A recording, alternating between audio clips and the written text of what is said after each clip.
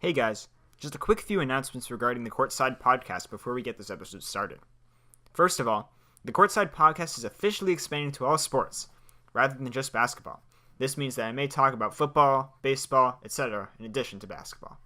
Secondly, the podcast is also now available on YouTube, in addition to being available on iTunes and all your favorite podcasting services. And finally, I'm happy to announce that the Courtside podcast will officially become a weekly podcast starting this week. There will be a new episode of the Courtside podcast to listen to every weekend. With those out of the way, let's get into this week's episode. Hello and welcome to episode 5 of Courtside. I am your host, Andrew Cohen.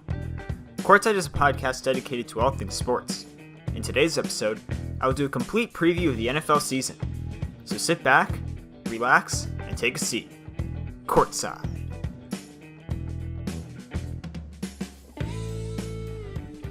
So today on the Courtside podcast, I'm going to do an entire NFL season preview, and here's how I'm going to do it. I'm going to go division by division and spend around 30 seconds to a minute talking about every single team. And for each team, I'm going to give you guys a storyline or a player to watch as the season progresses. At the end of it, talking about every team, I will tell you what Vegas has the over-under for every team, and I will tell you if I'm taking the over or the under. And just so you know, I didn't go through the NFL schedule and look at every game and, pick who's going to win every single week, every single game. I'm just picking over under based off my gut reaction. But without further ado, let's get started. Okay, so let's start off with the AFC East, and let's begin with the New England Patriots. As far as the storyline to watch, we gotta be paying attention to Tom Brady and the receiving core. The Patriots have 4 receivers on their roster, one being Julian Edelman, who's suspended for the first 4 games and is coming off a torn ACL. 2 of the other 3 guys, Philip Dorsett and Cordero Patterson, are unproven, and they haven't earned Brady's trust yet. But the Patriots still get to play the Bills, Dolphins, and Jets each twice this year. I don't think they're going to lose. I think they'll win at least 5 of those games. And they also have the benefit of playing a lot of their toughest opponents at home, such as Green Bay, Minnesota, and Houston. They do have a tough schedule to begin the year. They have to play Houston, Jacksonville, and Detroit. So don't be surprised if they lose one of those games.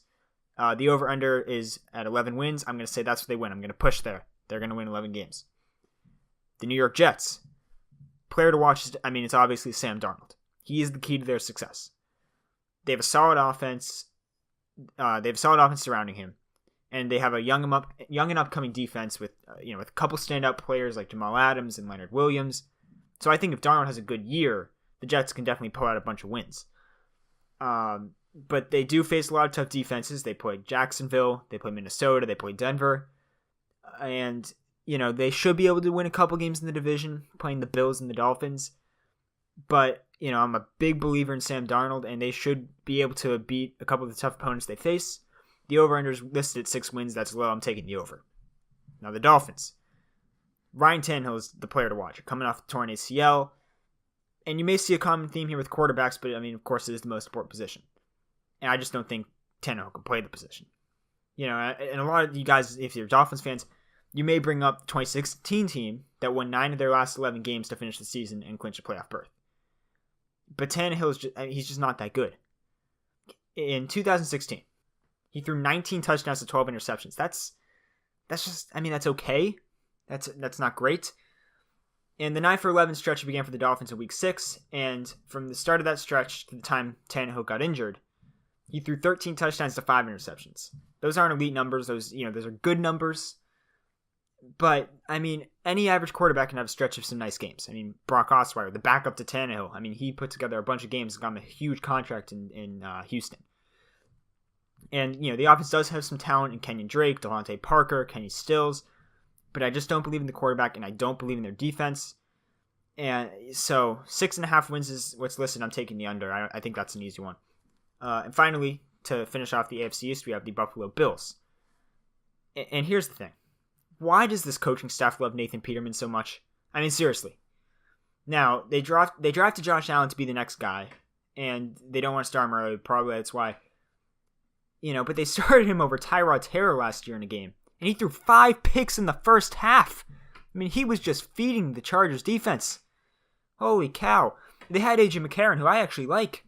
He's shown some flashes of being a solid starting quarterback in Cincinnati, and they just decided to trade him so they could start Peterman. It blows my mind. So I don't believe in the quarterback, and that's enough for me. LaShawn McCoy is the off-field issues. They only have one good receiver in Kelvin Benjamin. Their defense is okay, but they're going to have to rely a lot on veterans that are past their prime on that side of the ball. Over-under is listed at 6 wins. I am taking the under.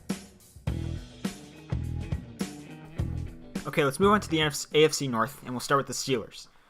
And the storyline here to watch, I mean, it's really just the fact that the team is falling apart. Le'Veon Bell is holding out because they won't pay him, and I mean, he has a right to. But there's a report today he's going to hold out potentially until late October, early November. I mean, that's unprecedented. We've never seen that before. Antonio Brown and Ben Roethlisberger were getting into argument after argument last season, and Mike Tomlin just does not have as much control over this locker room as he has had in the past. I mean, the Steelers could implode at any minute. Now, that being said, they still arguably have the most talented roster in the league, in the AFC, and in the end, talent is going to prevail, at least in the regular season. Running back James Conner should be able to produce behind the great offensive line that he's going to be running behind there. And they're by far the best team in their division. And there's a decent chance they go undefeated or, go 5-1 in division play. So the over-under is listed at 10.5. I'm taking the over. But don't be shocked when you see signs of the inner turmoil that's infecting the entire organization. Now let's move on to the Bengals. And the storyline to watch here is why in the world did they bring Marvin Lewis back? I mean, seriously, you would think at some point ownership would realize they need to make a change. He has coached 15 years and is 0-7 in the playoffs. He made the playoffs for 5 straight years before the last couple and lost in the first game every single year. It feels like the ownership and the front office could care less about the success of their team.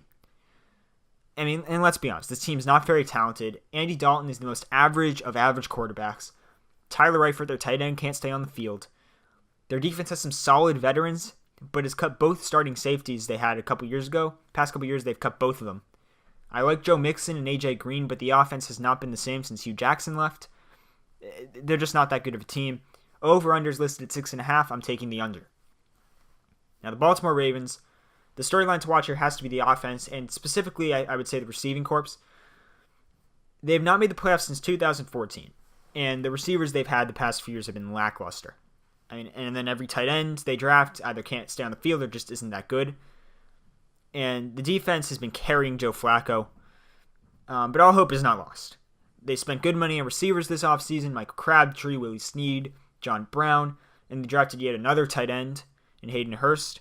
And it also appears they have finally found a good number 1 running back in Alex Collins. And, in 2017, the Ravens won 9 games, and the team has definitely improved since last season.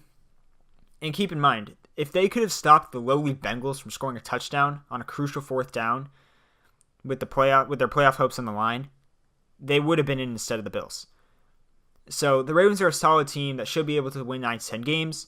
The over-under is listed at 8. I'm taking the over. And finally, America's team, you could say, the Cleveland Browns. And I'm going to say the storyline to watch with this team, it could be the quarterback situation. I'm going to talk about the young defense, though. I mean, Tyrod Taylor was able to lead the Bills to the playoffs last year, but the key for that team is that they are mainly built with steady, consistent, reliable veterans, whereas the Browns they're full of youth, especially on the defensive side of the ball. And if the defense is able to step up big time, the Browns could have a solid season, no matter who's starting a quarterback, whether it's Taylor or Baker Mayfield. So the Browns are improving, but I still think they're a long way from competing for a playoff spot. The additions of Tyrod Taylor, Jarvis Landry, and the rookies they drafted, I just don't think will be enough to get them in the playoff picture or even close to it this year. And I'm not sure if you guys have seen any of Hard Knocks, but you have coaches calling out players, coaches calling out other coaches, constant arguments between everyone. And I mean, the dysfunction is just oozing out of the Cleveland Browns. So the over-under listed at 5.5. I am taking the under. Okay, next up here we have the AFC South, and let's begin with the Jacksonville Jaguars. And I guess the players to watch here will be Blake Bortles as well as the receivers. I mean, let's be honest, Blake Bortles is a bad quarterback.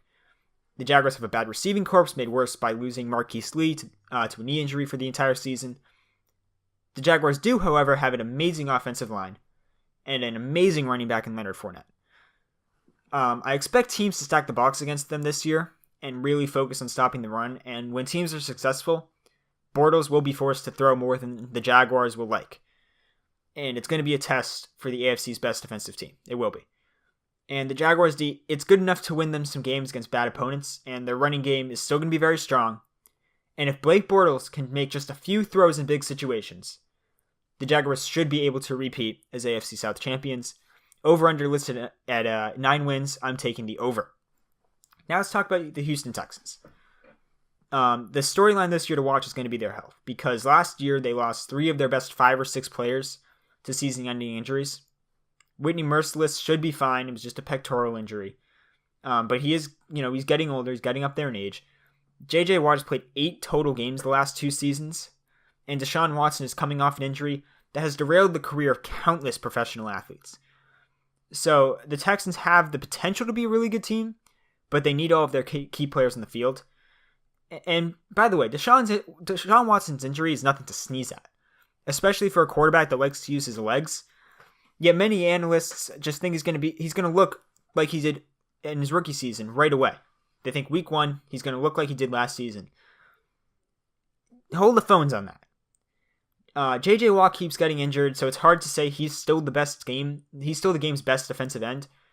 So overall, the Texans will be good, and both sides of the ball will improve from last year with the players coming back from injury. But they play in a tough division, and a lot is resting on that knee of Deshaun Watson. Over-under listed at 8.5 wins. I'm taking the over, but not by much. They may win 9. I think at most they win 10 games this year. Now let's move on to the Titans, and the player to watch is going to be Marcus Mariota. He had a down year in 2017. Actually, let me rephrase that. He had a terrible 2017 campaign. He threw 13 touchdowns to 15 interceptions. Anytime you have more picks than touchdowns, you had a terrible year, or you're a terrible quarterback. The Titans have great young receivers in Corey Davis, Rashard Matthews, and Tyrod Taylor, as well as a steady veteran tight end in Delaney Walker that I like. But Mariota has to prove he can get the ball. He can get the ball to those guys. Now, the Titans' defense is legit, and yeah, they have a new quarterback, a new coach, and they do have quarterback problems. But if Mariota can go back to what he looked like in his rookie and sophomore seasons, the Titans may be a nice surprise this year. I mean, they've gone 9-7 each of the past 2 years, and they have the second easiest schedule heading into the season. So I think they're poised to win at least 9 games again. So the over-under is listed at 8. I'm taking the over, but once again, not by much. And finally, let's talk about the Colts. Obviously, the player to watch here is Andrew Luck. I mean, was it even a question? He has missed the entire last 2 seasons with a shoulder injury and is finally ready to return to action. And make no mistake, the Colts need Luck to perform at an elite level if they want to have any chance of winning some games. I mean, the Colts defense, I would say, is the worst in the league. Offensively, I like running back Jordan Wilkins. I'm very high on him. I think he can be really good. I think he should be the starting back by the end of the season. Marlon Mack has not impressed me in the least. Their O-line has improved, and I think signing Eric Ebron was a good move. But I still think even if Luck plays really well, the defense just won't be able to stop anybody. So the over-under is listed at 6.5. I'm taking the under. They won't win more than 6 games this year. All right, let's move on to the AFC West, and we'll begin with the Los Angeles Chargers. And the key thing to watch here for the Chargers this season is going to be the defense. Last year, the Chargers defense became a really solid unit that almost helped the Chargers reach the playoffs, even after starting 0-4. If the defense can look like it did last year, or even better for that matter, the Chargers are poised to win the AFC West for the first time since 2009. The Chargers went 9-3 in the last 12 games last year, so I think it's pretty safe to say they're going to hit 10 wins this season. And Mike Williams is back from injury. The offensive line is healthy. So I think this is shaping up to be a really good season for the Chargers. I mean, they just brought back Antonio Gates again. Seems like this guy retires every year, it feels like. But anyways, the over-under listed at 9.5. I am taking the over. Now, how about the Kansas City Chiefs? The storyline to watch this year is consistency. If Alex Smith was one thing, it was consistent. That is how the Chiefs won so many games the past few years. They consistently won when the running game was working and Alex Smith didn't make many mistakes, which is what happened for the past few years. Now the Chiefs have to deal with the inconsistencies of a first-year starting quarterback, second-year quarterback, but first year starting, and Pat Mahomes. And on top of this, their top wideout is fairly consistent. Tyreek Hill had 4 games over 100 receiving yards last year, and he had 5 under 45 receiving yards. He also never caught more than 7 passes in the game. And in the games where he caught 7 passes, he had 41 yards, 68 yards, and 133 yards receiving. I mean, inconsistent doesn't even begin to describe him. I mean, he is way more than inconsistent. How about number 2 receiver Sammy Watkins? Only has 7 career games with at least 7 receptions, and 4 of those came in his rookie year. So he has 3 in the last 3 years. He is consistent at least, but he is consistently average. The only guy that can really trust in the passing game is Travis Kelce. And I think the running game will be fine, especially with the return of Spencer Ware, but the passing game is another story. I have the Chiefs finishing probably around 500. The defense is just not the same that it was, so we can expect a lot of high-scoring games, meaning the inconsistent offense will be exposed. Over/under at 8.5. I am taking the under. Now let's talk about the Denver Broncos. And this is one of the teams, that I'm really excited to talk about, because the player to watch here is Royce Freeman. I mean, he's going to be the key for the Broncos offense this year. He has the chance to be Offensive Rookie of the Year. He has a chance. I don't like Case Keenum. I'll say it flatly. I don't like Case Keenum. There are just too many throws he can't make, and I don't love the receiving core in Denver either. Demaryius Thomas is soft. Emmanuel Sanders has lost a step. So the receiving corps cannot be relied on to win a game. The running game, on the other hand, can be relied on to win some games. And if the Broncos can run the ball consistently with Royce Freeman, it's going to open up the passing game. And the best running back on the team is third-round pick Royce Freeman. Devontae Booker, he's just a guy. He's nothing more than that. Now, the Broncos' defense has declined, and while the offense has improved, I think just too much is going to rely on Royce Freeman. And, again, I just don't like Case Keenum enough. So they're going to be solid. I just don't think they'll be good enough to win the playoffs. Over-under is listed at 7 wins. I'm going to push. I'm going to say they win 7 games. But, again, a lot's relying on Royce Freeman. I'm not saying he's not good enough to lead this team. I just think there's too many other holes on that offense. And finally, let's talk about the Oakland Raiders. And the player to watch, it's Khalil Mack. And obviously he's not on the team anymore, but not only will the defense suffer as a result of the Raiders trading Khalil Mack, but the whole team is still reeling from the blockbuster deal. Some players have even gone as far to outright question the decision in public. Now, this trade could work in one of 2 ways. Everyone on the team could play harder as they realize nothing is guaranteed for them. For example, that's what the Patriots do. They've done it multiple times. Jamie Collins, Chandler Jones. Guys get traded from there all the time. And everybody else, that's when they realize, we need to play well. We need to really focus and buy into the system here. Now, the other option, the other thing that could happen here, is that some key members of the team just begin to question the judgment and just the decision-making of new head coach, John Gruden. My guess is the latter occurs. I think they're just, I don't think they love John Gruden right now. And overall, the defense is bad. The offense is overrated. The year they went 12-4, a lot of those wins were one possession games. The Raiders are just not that good. And also keep in mind, John Gruden has not been on an NFL sideline in about 15 years. The over-under is listed at 8 wins. That's under. That's easy. I can't believe it's listed that high. Okay, now we're on to the NFC East. And let's start with the Dallas Cowboys. And the key thing for them this year is going to be the wide receivers. They badly need someone to emerge from that group. They have an amazing run game, we know that. But they won't win the division without the pass game working. Dak Prescott is a solid quarterback, but it feels like he won't succeed if he doesn't have any good receivers. Right? He's always had Des Bryant or Jason Witten to fall back on, just good, consistent guys that you knew what to expect from. But they don't have that this year. Allen Hurns, my bad. He was solid with Blake Bortles, so he can be a good receiver. If anybody can be good with Blake Bortles, they can be good with any quarterback, really.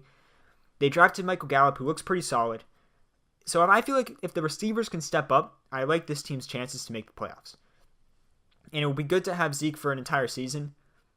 But how about this stat? 4 of their 9 wins last year came without him. So about half their wins came with him, half their wins came without him. But the defense isn't that good. The passing game has declined. I have them finishing about 500 on the year. Over-unders at 8.5 wins. I'm taking the under. And how about the defending champion, Philadelphia Eagles? And here's an interesting storyline for you. Will they have a Super Bowl hangover? I mean, the Eagles really embraced the role of the underdog last season. I mean, it was really kind of their team identity, if you will, and it propelled them to the Super Bowl title. But what is their identity if not the underdog? Now, the Eagles' skill positions are okay, but nothing to write home about.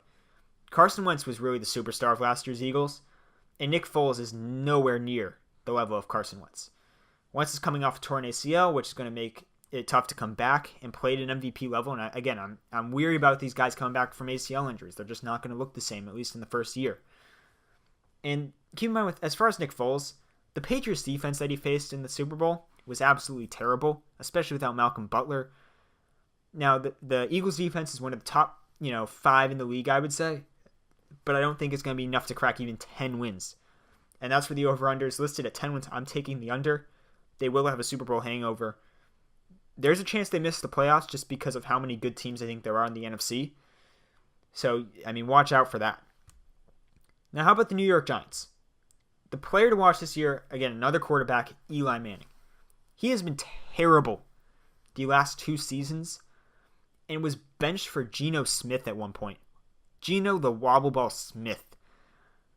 Now, the team has some weapons on offense, obviously. Odell Beckham, Sterling Shepard, Evan Ingram. But Eli Manning needs to get the ball to them and minimize turnovers this year. That's how they're going to win games. I mean, Eli's getting up there in age. He's getting old. And the defense is one of the worst in the league. Now, on that side of the ball, they have some good players, some good quality players in Landon Collins, Janoris Jenkins, Damon Harrison. But there are huge gaping holes in that defensive unit. And I like new head coach Pat Shurmur, but he's an offensive coach that's not going to help improve the defense. Of course, I like Saquon Barkley, but the only way to win in the NFL without an effective quarterback, right, and a good run game is an amazing defense, and the Giants don't have that. The over-under is listed at 7 wins. I'm taking the under. Another easy one for me. And finally, in the NFC East, we have the Redskins. And the players to watch, or I guess the player group to watch will be the running backs. The Redskins running backs have a lot of questions attached to them. Adrian Peterson, in my opinion, is washed up. Robert Kelly has had his chances to succeed and hasn't. The coaching staff doesn't believe in Samaje Perine, and for good reason. Chris Thompson is coming off a major knee injury. And Alex Smith has always had a good running game alongside. I talked about this earlier when I talked about the Chiefs. He had Frank Gore in San Francisco. Then he had Jamal Charles. Last year he had Kareem Hunt. He doesn't have a good running game, so this season's going to be a real test for him. Now, their defense isn't that good, and it's not going to be a good year for the Washington running backs. They finished 7-9 last year, and they downgraded a quarterback. Their running backs aren't going to be good. They downgraded on the defensive side of the ball, in my opinion.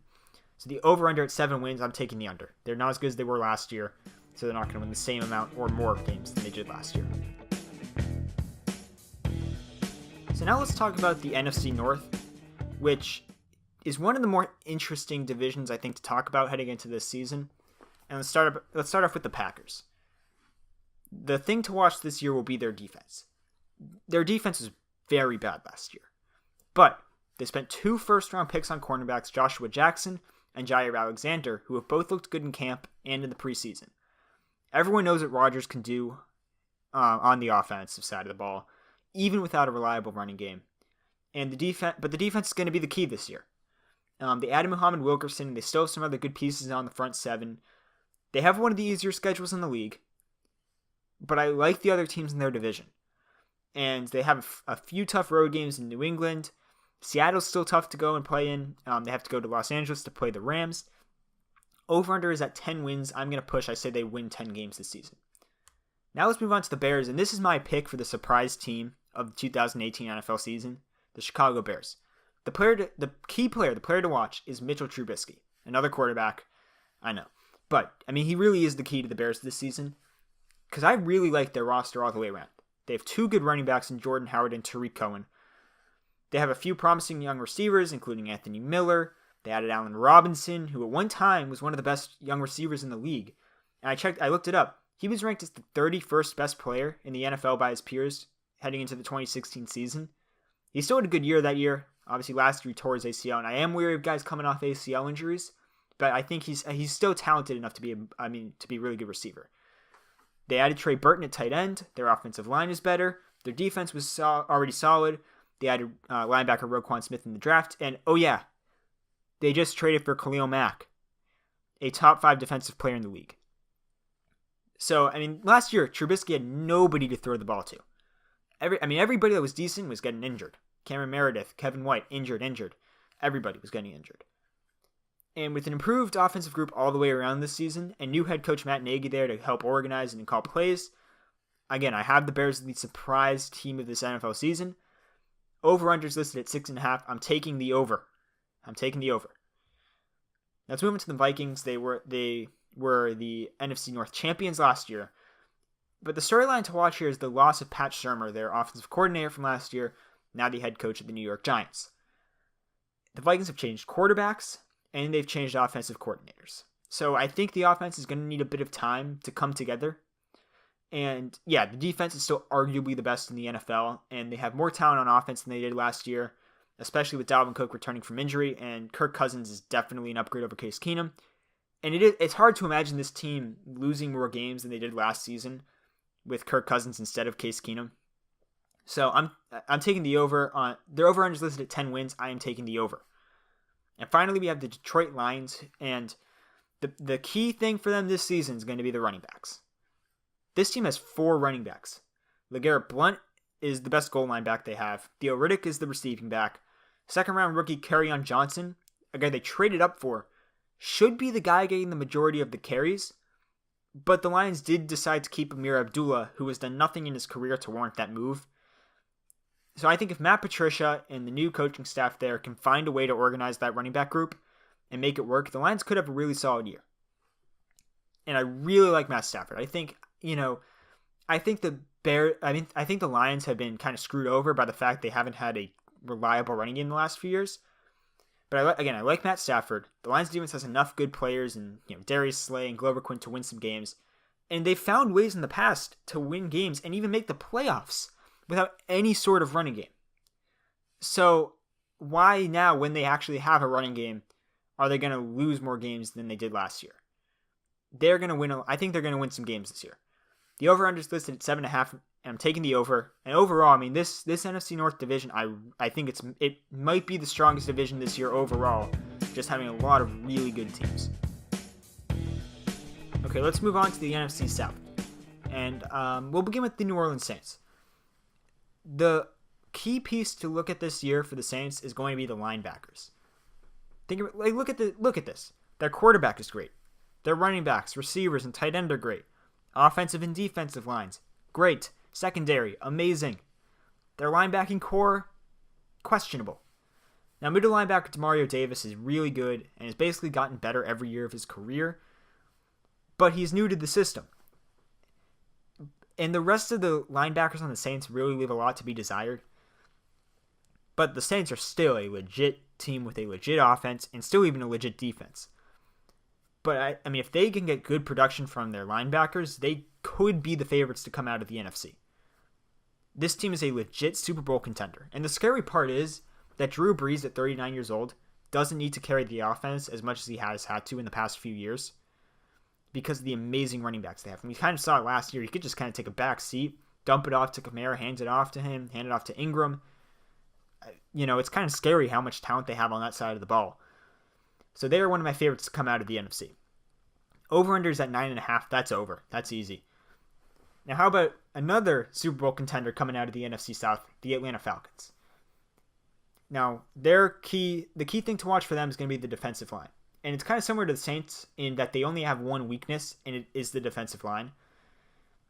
Also similar to the Saints, they have one guy they can rely on there, or they hope to rely on. And for the Falcons, it's Vic Beasley Jr. He had 15.5 sacks in 2016, but he only had 5 in 2017. He lost 10.5 sacks. That's crazy to think about. But if they can get him back to being the all-pro player that he was 2 years ago, the Falcons will have zero weaknesses across the board. And again, I have the Falcons as one of my favorites to come out of the NFC. They have an overall great roster all the way around. And it's going to be their second year under offensive coordinator Steve Sarkisian. So they're going to be a little bit more used to it.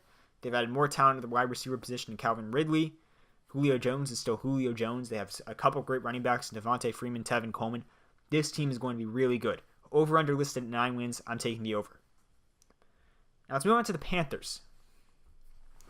Now, the key for them is going to be the secondary because their front seven is good, and the Panthers have always found a way to succeed without many talented wide receivers. But the key for this team is it has to be the secondary. Their safeties are 37-year-old veteran Mike Adams and 30-year-old Denoris Searcy. And their cornerbacks are young and for the most part unproven. So I don't like their secondary at all. And it's also going to be the team's first year without longtime offensive coordinator Mike Shula. And something about last year, they had a really good year last year. They won 11-5. 8 of their 11 wins were decided by one score or less. So again, I mean, that could easily flip-flop. They could only win 3 of those games this year. Over-under is listed at 9 wins. I am taking the under. And finally, let's talk about the Buccaneers. A lot of people, they're kind of choosing the Bucs to be the worst team in the NFL this year, or one of the worst at least. And here's what I'm looking out for this year. Dirk Cutter's seat should be piping hot. I hated when the Bucs fired proven head coach Lovie Smith to promote Dirk Cutter to head coach. And how about this? Jameis Winston, in his rookie year, Lovie Smith was the head coach. He was selected to the Pro Bowl in that year under Lovie Smith. Hasn't even been close to the Pro Bowl since. That's not a coincidence. I don't think the Bucs are going to win the season with Dirk Cutter as their head coach. And on top of all that, the Bucs they're going to have to play Carolina, tough team, New Orleans and Atlanta, 2 Super Bowl contenders. They have to play them each twice. I wouldn't be shocked if they lost all those games. I would maybe say they could win at most 1. And the team has some talent. You know, Mike Evans is good. I like Ronald Jones, the running back. He should be good. The fact that he stunk in the preseason, I think, kind of just speaks to the overall team there. Winston's suspended for 3 games, so for the first 3 games, that means basically losses with Fitzpatrick at the helm against some tough opponents. But, I mean, the team has young talent. They need a good coaching staff. They need a good head coach to help foster that talent and really help those young guys improve. Over-unders at 6.5 wins. I am taking the under. Now let's finally move on to the last division, the NFC West. And I'll begin with the Los Angeles Rams. And the key thing that I want everybody to look out for here this year is the cornerbacks. The Rams cornerbacks last year, they were okay, but the position was definitely lacking compared to the rest of the roster. But they really solidified that position this offseason. They traded for Marcus Peters and Aqib Talib, 2 guys that have a history of shutting down wide receivers.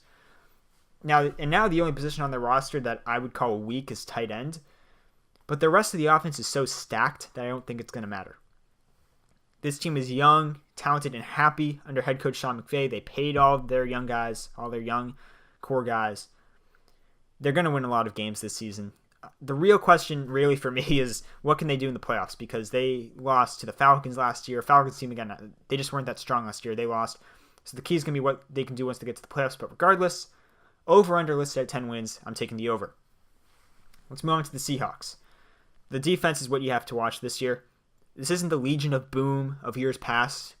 Sherman is gone. Cam Chancellor is gone. Michael Bennett is gone. Cliff Averill has retired. He's gone. The list goes on and on and on. The offense is still good, and the running game is significantly improved from last season. Last year was atrocious. But the defense is going to be the key for this team. Overall, the Seahawks are in decline. The defense is not good enough for this team to go over 500, I don't think. Russell Wilson is still an elite quarterback. You know, the O-line, I think, still has some questions. But overall, over-under listed at 8 wins. I'm going to push. I say they go 500 this season. Now let's move on to the 49ers. This team is highly overrated right now. I'm just going to say it. Now, the player to watch is Jimmy G, another quarterback. Now, I think he's the real deal, and he showed plenty of flashes of excellence last year and even the year before. His couple, his game and a half with the Patriots. And he's already being kind of viewed as the next great NFL quarterback. He went 5-0 last year as the starting quarterback of the 49ers. And when he took over, they were 1-10. They finished 6-10 on the season. But hold on a minute. In those starts, he threw 6 touchdowns to 5 interceptions. That's not that good. And 3 of the 5 wins came against the 5-11 Bears, the injury-riddled 4-12 Houston Texans, and the Rams in Week 17 who rested all their starters. Go check out the box score. Not one guy that started in the playoff game started in that Week 17 game. So, now their wins against the Jaguars and the Titans were impressive, but overall, everybody just needs to calm down in the 49ers. I don't think this is their year. Over-under is listed at 8.5. I'm taking the under for this year. Next year's that's a whole nother thing. We'll talk about that when we get there. And finally, we have the Arizona Cardinals. And the thing I'm going to watch for this year is when will Josh Rosen play? If he plays at all. I mean, Sam Bradford is a decent quarterback, but this team, I just don't think they're going to go far with him. Now, something that's interesting is the Cardinals defense has finished in the top 10 total NFL defense for the last 3 years. That's probably going to change this season. They're still good. I just think they're more middle of the pack than they've been. Now the offense is still talented. David Johnson's still one of the league's best running backs. Coming off a wrist injury, that's not a huge concern for me with a running back. Fitzgerald is getting older, but he's still talented. They drafted rookie wideout Christian Kirk. I think he has a lot of upside. Most likely, however, the Cardinals are going to struggle to win games this year. My question is, when will Josh Rosen play? Now, if it's sooner rather than later, and he plays well, the Cardinals might be able to win some games, but I think that's their only chance to win a significant amount of games and kind of come close to that playoff picture. Over is 5.5 wins. I'm taking the under. And even if Josh Rosen starts early off in the season, a lot of inconsistency there. I find it hard to like the Cardinals this year. Thank you guys so much for tuning into this edition of Courtside. Join me next time where I will talk more football and pick all of the Week 1 games this Sunday. Signing off, this is Andrew Cohen. I will see you next time.